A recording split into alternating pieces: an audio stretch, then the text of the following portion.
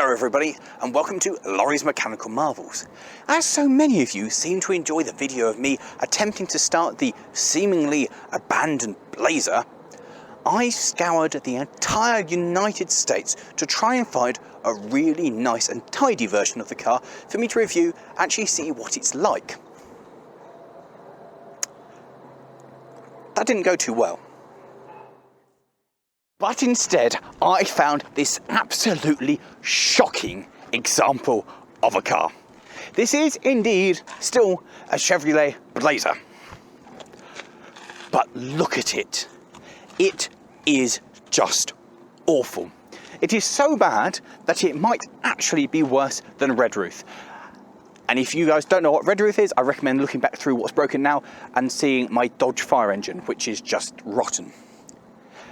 Now, the big thing to notice about this is currently licensed and insured and road legal. Yes. Now, I appreciate that I did a video on a Subaru earlier, which was also slightly rotten and a bit, that shouldn't be on the road. This is like borderline dangerous. In fact, it's not even borderline. This is dangerous. This car is falling apart. It is rotten. So before we actually stop and have a good look at the rust and just how bad the rot is, I'm just going to rattle through the basics of what this is, because it turns out this is actually slightly special, but in a very un-American way. This particular Blazer is from 1986, and what makes it special is here under the hood. Now, I know what you're all thinking. It's going to be some gigantically massive V8. Oh, well, it's just, ugh. Yes, no, it is in fact the Iron Duke Tech 4, a 2.5 litre 4-cylinder engine. That's pretty much unheard of in something like this. This, by all American standards, should be a V8. And it is not. So that in itself makes the car quite rare.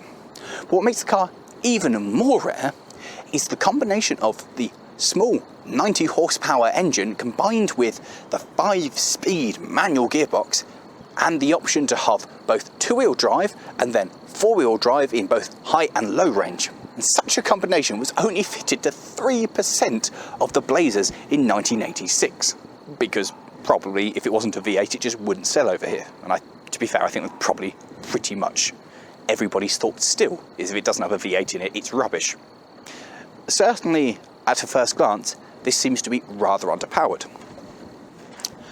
Having a look inside the engine bay while we're here for signs of rust, I can see an awful lot of daylight coming through from the wings. I'm also fairly sure that the exhaust on this will be blowing. I've just got a hunch. I mean, the engine bay itself and everything else around there is, wow, that's a big bit of missing. Okay, that's meant to be metal there, and there isn't. Okay, well, yeah, that's what makes this car special on paper. What makes this car special in real life is just how much of it is missing. So let's actually have a look at this vehicle. It's obvious to start off with that it's had a hard life. The paint has come off, and at some point it looks like it's been attempted to be repainted by a brush, but that's starting to come off too. Everywhere of the windscreen it's got organic matter. And we start having a look at the front wing. We've got bubbling going on here, which has actually started to rot away on the inside ring. In fact, oh yep. Weight saving. It's now a Lotus. We're making it lighter, adding lighters. I can get my hand right up inside the wing here, and more stuff has come off there. It's flaking here as well, but mostly structurally sound. Coming round to the front, we have a lot of paint flaking here. This car might have at one point been red, it might have at one point been blue or black, I don't really know, that's all coming off. It could be silver, or that could just be the bodywork. It shows signs of wear here as well, but that's fine. And here, showing signs of it's whacked something at some point in its life as well. But slightly damaged here where it's caught something again. but it has an interesting, say, rat rod look to it. And yeah, still mostly together. As we progress down the vehicle, we find the damage gets a little more substantial. We have a good dent and splitting of the paintwork here. And then underneath the door, I can get my hand in it here. I've just removed another bit of it there, and yeah, the door is rotten all the way along there. If I open the passenger side door, it drops, and so it no longer goes back on, and that really helps to show the rot in the sill here, which is substantial. We can also see that the door card isn't actually particularly attached and wiggles quite nicely. Furthermore, the handle for the window is missing, but never fear, dear viewer, because it is inside the car. So I can put the handle on and wind the window down, which immediately comes out of its runner like that. The rubber trim has also fallen out as well, so we'll just kind of hopefully push that back and wind that back up and never touch that again. As it's dropped on its hinge, you have to kind of lift it, and that's fine, it was like that when we got here. Now we get on to the really good bit. The car is missing a little bit of bodywork here. It's a little rotten. To be fair, the actual car itself is fairly rotten. I mean, I wouldn't want to jack that up because that's bad. It continues all the way around the arch. The inside of the arch is actually okay, and the inside of the car, not too bad. We then come to the back of the car, where again it's a little bit holy. This the bodywork could be improved. We've also got a nice bit of kind of mouldy stuff building up here, more paint flaking at the top. Yeah, it's interesting. Oh, I didn't see. Oh, Tim. Right, where to start? Okay, so the rear end has been cracked. This is what they were talking about. I was talking to the gentleman who owns this last night, and he mentioned that my cameraman had reversed it into something at some point. And yes, it appears that he has. I didn't reverse it, kind of slid on some snow into something. Oh, okay. Fine. I stand corrected. It's quite a notable dent here, which may or may not buff out. I think maybe some T-cut might sort this out, but it's yeah, that is completely. Just lift the glass. No, don't touch that. Don't touch that. No. Just lift it up. Yeah, it's not even. It doesn't latch. I see it doesn't latch. Yeah.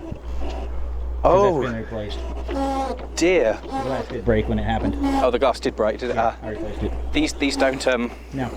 They don't work. So the gas struts don't work, and the glass does not fit.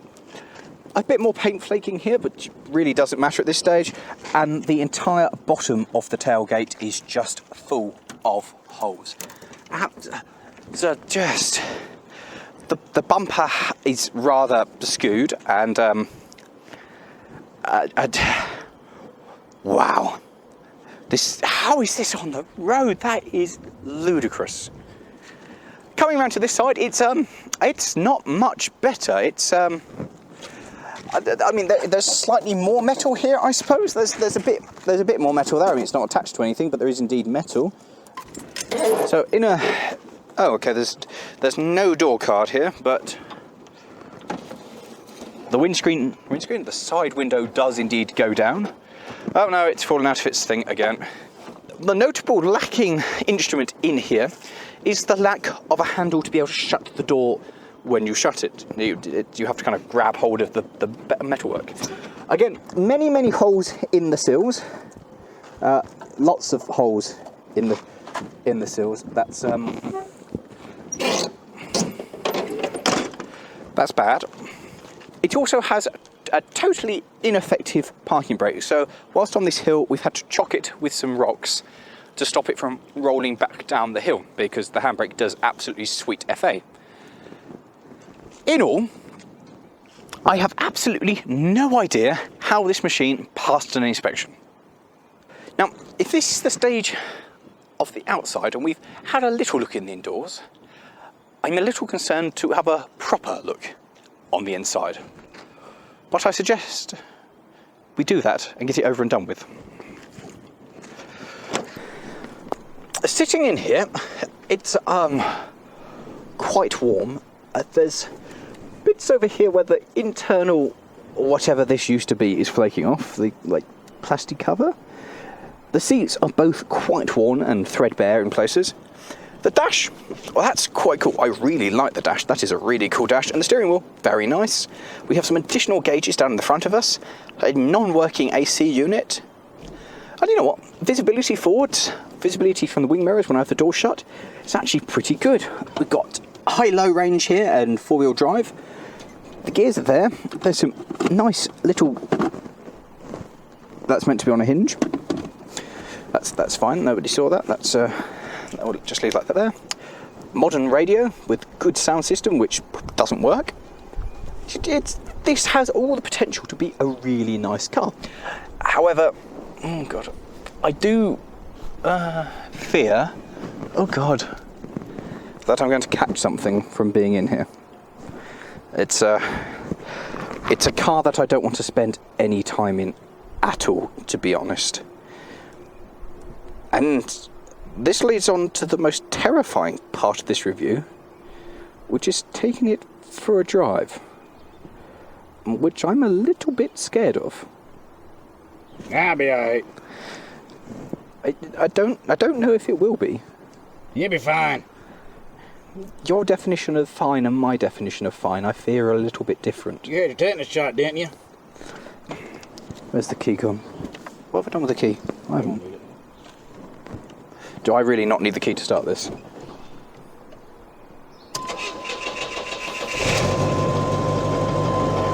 Why don't I need the key to start? Of course I don't need the key to start this, right. Right then. Shut the door and we'll go.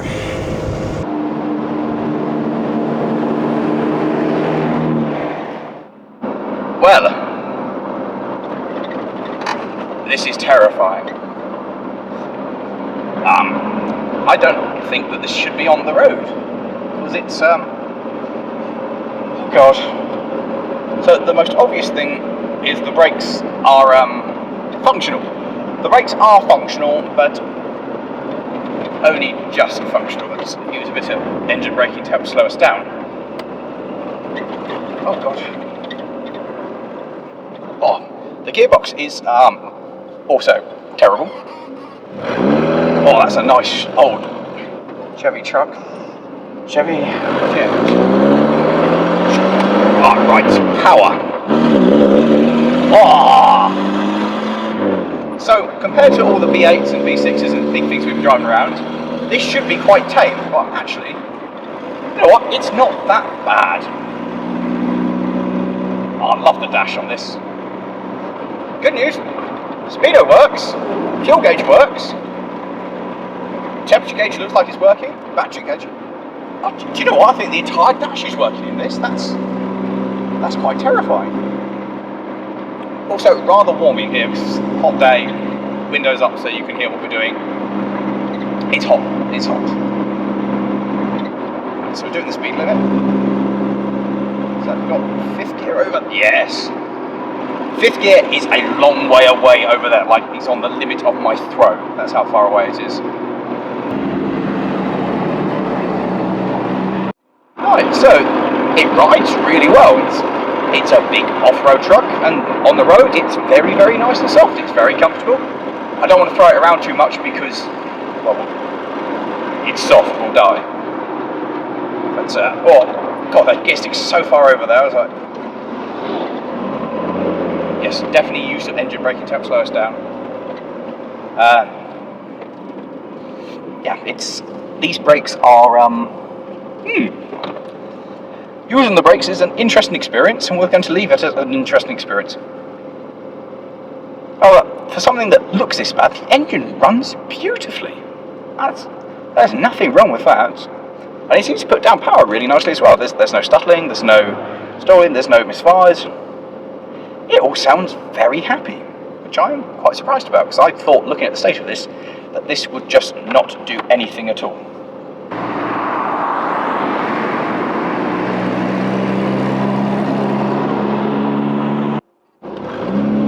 The throttle pedal is quite strange. Where it actually hinges is not where I expect it to hinge. So that's weird. So when you've stopped and you put your foot down onto it, it's the wrong position to start it moving.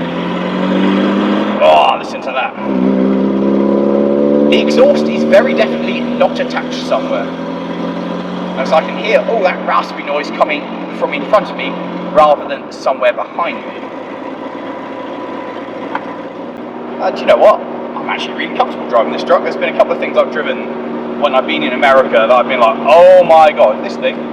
Yeah, this is just quite pleasant. I cannot believe how happy this thing is running. Oh no, take that back, didn't like that. Come on, up the hill we go. There we go. You know what, this is a pretty good truck. It would be interesting to drive a good quality Blazer and see how very good that is, especially once it's got a proper engine, especially by American standards. I mean, back home, this would be considered a really good off-roader, I think. I mean, it'd be interesting to take it off-road and see what it would or would not do, but general driving around, yeah, this thing seems fine. I mean, this one's only the two-door, so I would hate it, because I don't like two-door things where you have to put the seats forward to put someone in the back. But you know what, it's a fairly spacious cabin, I'm quite happy in here. If the AC worked, it would be quite pleasant, as we've got a bit of cool air coming through now, and it's just taking the edge off things. Visibility is good, like I really like my view at the front. The bonnet's there, but it's not too colossal. I kind of feel I know what's in front of me, like unlike some of the stuff I've driven out here, which is just unnecessarily big. This thing is fine.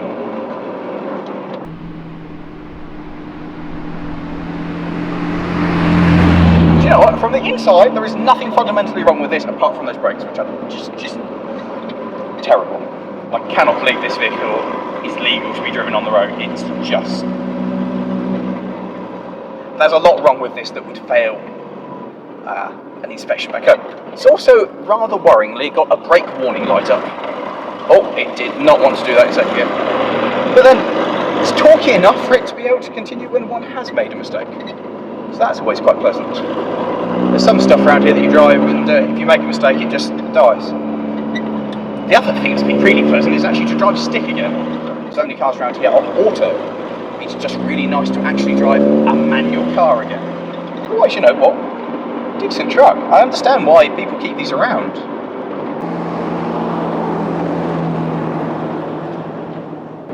Well, that was an experience, I think. Now, the fact that it still goes is nothing but a credit to the Blazer itself. Do you know what? Having driven it around, all I can say for the Blazer is actually it's a really good vehicle. It's comfortable, plenty of power, and it drives real nice. A good example of this would be really good. And you know, if I was living out here, I could actually see myself having one. I think it's the kind of thing like, oh, you could put stuff in the back, drive it anywhere, do anything in it. It's comfortable, it drives fast enough. It's not a bad vehicle by any means. This one, however, is a death trap. This probably shouldn't be on the road. Those exposed edges are just lethal. It is falling apart and it has almost no brakes. It is just dire. And the more I drove it, the more I felt this shouldn't be on the road. So I'm going to say thank you guys for watching. Please like, subscribe if you haven't already. Leave me a comment. Can you find a vehicle that's on the road and legal that is worse than this? If so, put us a link in the comments, show us or tell us the story, because I think I've set the bar rather high. And well, I hope to see you next time. So see you later, guys. And if you want some more of my American adventures and the reviews of vehicles that I've done out here, or you know, the look at vehicles I've done out here, click somewhere up here. And if you want to go back down to what I've done in the UK, click down here for one of the reviews of an English vehicle that I've done. And I'm not getting back in that to drive it again. No, sorry, I'm walking. Never again.